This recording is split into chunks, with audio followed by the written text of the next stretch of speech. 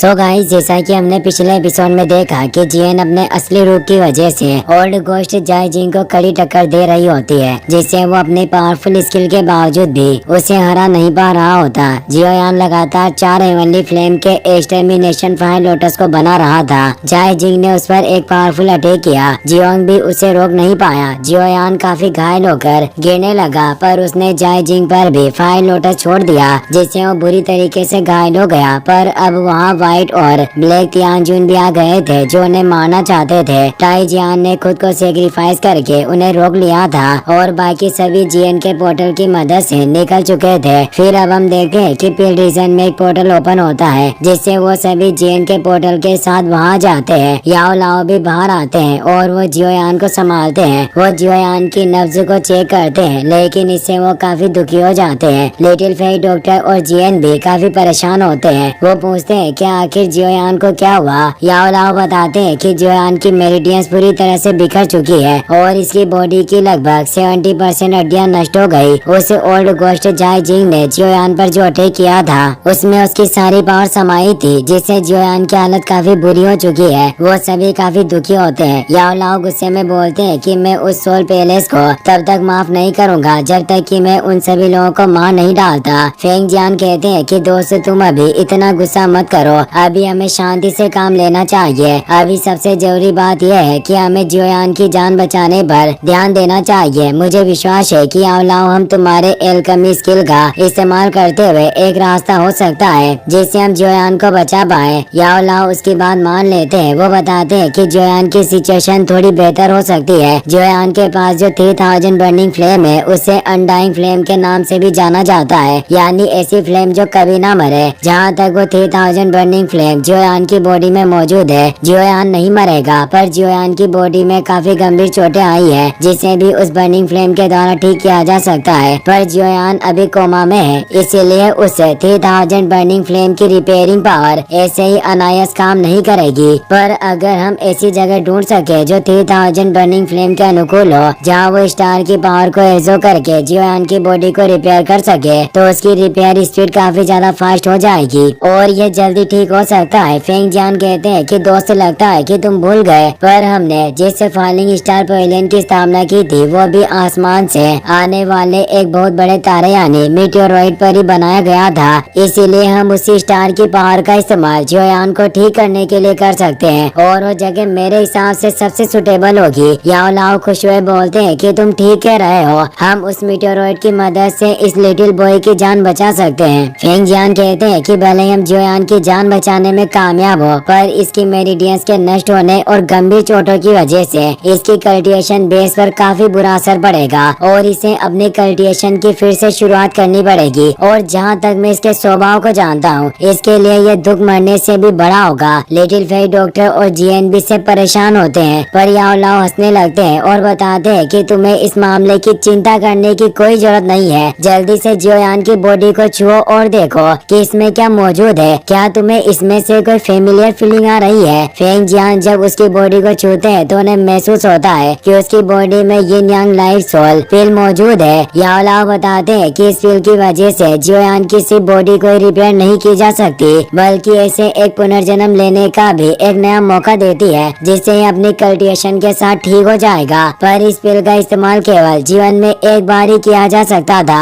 अब हमें ज्यादा वक्त बर्बाद नहीं करना चाहिए और जल्दी से इसे लेकर फॉलिंग स्टार पवेलियन में लेकर चलना होगा। जियोंग वापस से जियोयान की बॉडी को उठा लेता है और वो फॉलिंग स्टार पवेलियन की तरफ तेजी से आगे बढ़ने लगते हैं। वो सभी एक घने जंगल के ऊपर आ जाते हैं, जहाँ आसपास दूर दूर तक कोई नहीं होता। फेंग जियान बोलते हैं कि ये जगह काफी सुरक्षित लगती है और अब फॉलिंग स्टार पवेलियन ठीक हमारे सामने होगा, पर उन सभी को आगे कुछ भी दिखाई नहीं दे रहा होता। जियोंग बोलता है कि यहाँ तो कुछ भी नहीं है। फेंग जियान बताते हैं कि फॉलिंग स्टार पवेलियन को एक ग्रेट स्टार फॉल फॉर्मेशन के द्वारा छिपाया गया है, इसीलिए बाहरी लोग निश्चित रूप से फॉलिंग स्टार पवेलियन के ट्रू फॉर्म को नहीं देख सकते और यही वजह है कि वो हॉल ऑफ सोल्स के लोग भी आसानी से हमारे फॉलिंग स्टार पवेलियन पर नहीं पहुंच पाएंगे। और अब वो एक जेट की को बाहर निकालते हुए बताते हैं कि फॉलिंग स्टार पवेलियन का हेडक्वार्टर पूरी तरीके से सिक्योर है और अब वो उस जेट को एक्टिवेट करते हैं, जिससे एक स्टार पोर्टल क्रिएट होता है। लिटिल फेई डॉक्टर हैरानी से कहती है कि कोई आश्चर्य नहीं है कि आपका falling star pavilion 4 4 major pavilion में से एक है। आपकी शक्ति काफी महान है, साथ ही आपका प्रोटेक्टिव फॉर्मेशन भी काफी मिस्टीरियस है। अब वो सभी उस पोर्टल से अंदर चले जाते हैं। कुछ ही पलों में वो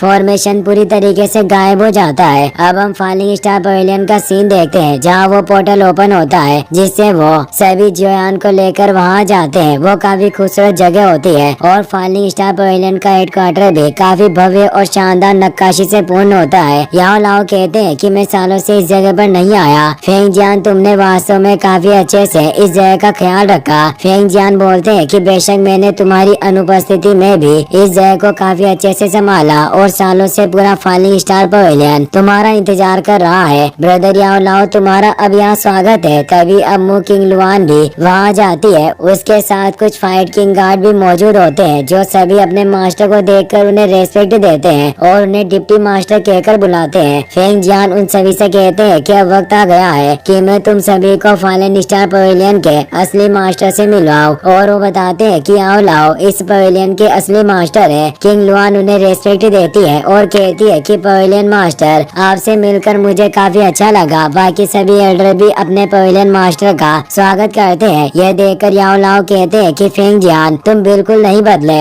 तुम बूढ़े हो गए हो, फिर भी तुमने इस फॉलिंग स्टार पवेलियन के मास्टर पोजीशन को छोड़ा हुआ है। अब हमें फालतू बातों पर वक्त बर्बाद नहीं करना चाहिए और जल्दी से लेकर जियोयान को टावर में चलना चाहिए। मु किंग लुआन जियोयान की हालत देखकर पूछती है कि यह इस तरह गंभीर रूप से घायल कैसे हुआ। फेंग जियान बताते हैं कि इसकी सोल पैलेस के 5 स्टार फाइट वेनेरेट के साथ एक बहुत ही भयंकर लड़ाई हुई। भले ही जियोयान उस ओल्ड गोस्ट का हाथ तोड़ने में कामयाब हुआ, पर जियोयान भी गंभीर रूप से घायल हो गया। मु किंग लुआन 5 स्टार फाइट वेनेरेट का नाम सुनकर चौंक जाती है। उसे विश्वास नहीं हो रहा होता कि जियोयान इतना पावरफुल हो चुका है कि उसके मास्टर से भी ज्यादा पावर वाले वेनेरेट के खिलाफ लड़ाई लड़ सकता है। फेंग जियान कहते हैं कि मेरे लिए भी जियोयान की शक्तियों पर विश्वास करना मुश्किल था, पर यही सच्चाई है। अब हम चलते हुए बात करेंगे। और वो आगे बढ़ने लगते हैं। वो एक मीटेओराइड पर बने हुए टावर में आ जाते हैं, जहाँ वो जियोयान को स्टार मेज पर लेटा देते हैं, जिससे अब वो स्टार एनर्जी जियोयान की बॉडी में समाहित होने लगती है, जिससे जियोयान की 3000 बर्निंग फ्लेम जागृत हो जाती है और वो जियोयान की बॉडी को एनर्जी देने लगती है। 3000 बर्निंग बिस्ट भी दिखाई देता है, जो अब जियोयान के घाव को भरने लगता है। याओ लाओ ये देखकर खुश हुए बोलते हैं कि ये तरीका वाकई काम कर रहा है। फेंग जियान कहते हैं कि भाई याओ लाओ, आपको अब जियोयान की और ज्यादा चिंता करने की जरूरत नहीं है। जियोयान की मदद करने के लिए इस मीटेओराइड में पर्याप्त स्टार पावर मौजूद है, जिससे ये 3000 बर्निंग फ्लेम हमेशा जागृत रह सकती है। और मेरा मानना है कि जियोयान की चोटें भी कुछ ही दिनों में पूरी तरीके से रिकवर हो जाएगी। सभी इससे खुश होते हैं। एल्डर तियान वो कहते हैं कि यह लड़का निश्चित रूप से काफी भाग्यशाली है। जियोंग कहते हैं कि भाई जियोयान, जब तुम जाग जाओगे, मैं अपनी इकट्ठा की गई सभी मेडिसिनल मटेरियल को तुम्हारे सामने रख दूंगा। तुम उनमें से जो चाहो वो ले सकते हो। जियन गुस्से में उसकी तरफ देखने लगती है, तो जियोंग कहता है कि भाई तुम्हें चुनने की कोई जरूरत नहीं होगी, वो पूरा जड़ी बूटियों का ढेर तुम्हारा होगा। जियन खुश हुई कहती है कि अब जाकर तुम्हें अपने दर्जे की बात की है। लिटिल फेरी डॉक्टर भी सोचती है कि मुझे उम्मीद है कि जियोयान तुम जल्दी ठीक हो जाओगे। तुम इतनी जल्दी मर नहीं सकते,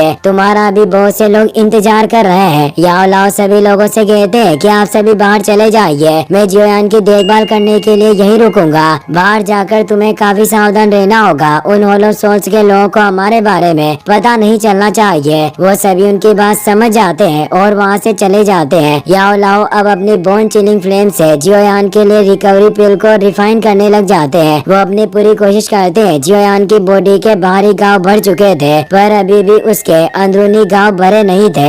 याओ लाओ उन्हें उठाकर पिल खिलाते हैं। वो जियोयान की बहुत केयर कर रहे होते हैं, क्योंकि वो जियोयान को अपने शिष्य से भी बढ़कर एक बेटे की तरह मानते हैं। वो जियोयान को अपनी एनर्जी से भी पावर देते हैं। दिन गुजरते रहते हैं, पर याओ लाओ एक पल की भी सांस नहीं लेते। फेंग जियान भी ये सब देख रहे थे। वो मदद के लिए कुछ इंग्रेडिएंट वहाँ लेकर आए थे, जिन्हें वो वहीं रखकर चले जाते हैं। उन जड़ी बूटियों से अब याओ लाओ और ज्यादा हाई क्वालिटी की रिकवरी पिल तैयार करने लगते हैं। इसी के साथ ये एपिसोड यहीं पर खत्म हो जाता है।